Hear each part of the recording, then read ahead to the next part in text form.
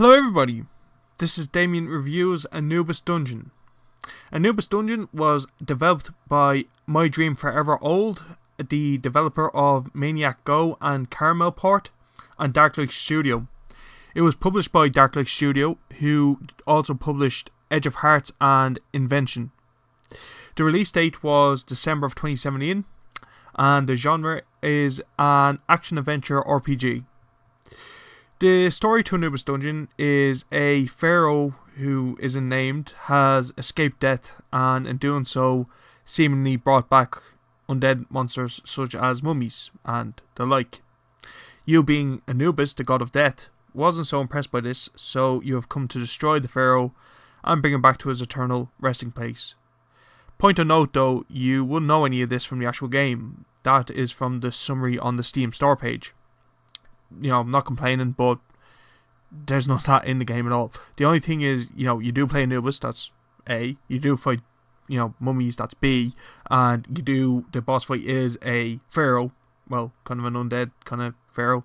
Or, to be honest, when I was fighting him, I didn't actually know he was undead. So, I just thought he was didn't even know he was a pharaoh. Just thought he was some kind of weird god thing. So maybe that one isn't the C, but the first two, do happen. And it is set in a dungeon, or dungeon-like maps. The gameplay reminds me of the Legend of Zelda in a big way. I mean the old Legend of Zelda games. Well, actually the first one, more so. From the top-down perspective to the combat, Anubis Dungeon is reminiscent of the Legend of Zelda. You move around with the arrow keys and use Z, X and C keys. Also you use the S and D keys also to attack, which is interesting. I haven't played a game where I used ZXC initially, but I've never played a game that used them three to attack from kind of the get-go. You attack using a sword, javelin and various magic spells.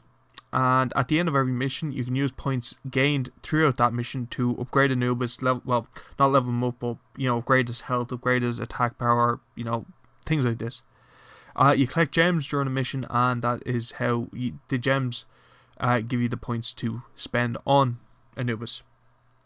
The graphics were very, very nice. I like the Egyptian feel to the missions, and the designs of the sprites were, very, very, I really enjoyed them, yeah. The graphics on the magic was really pretty also, so I did like that. And I think it was a well thought out game in terms of design. The sounds of the game are grand too. Everything sounds like it should, which is good. And the soundtrack was actually quite fun to listen to. My only slight complaint on the soundtrack is I felt like it didn't necessarily fit the game. But in saying that, I enjoyed it nonetheless. So yeah, let's just get into the roundup. I had a lot of fun playing this game. Some parts were frustrating, but that happens on a hell of a lot of games. But overall, it was a very enjoyable experience.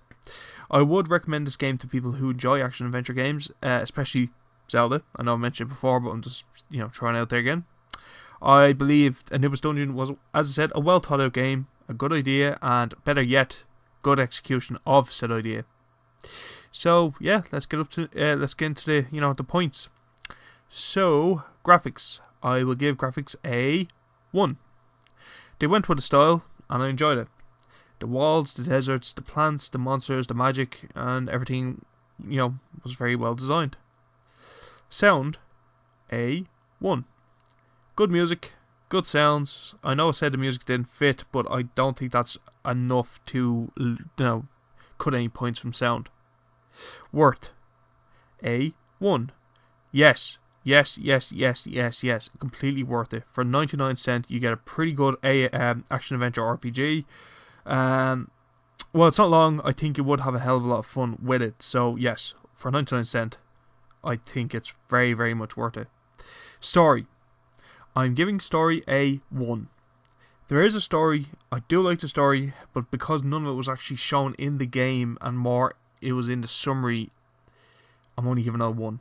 I would give it would I give it 2? No, I wouldn't give it a 2, but I'd give it a 1.5 if it was actually in the game. Well, it depends on how they present it in the game if it was in the game.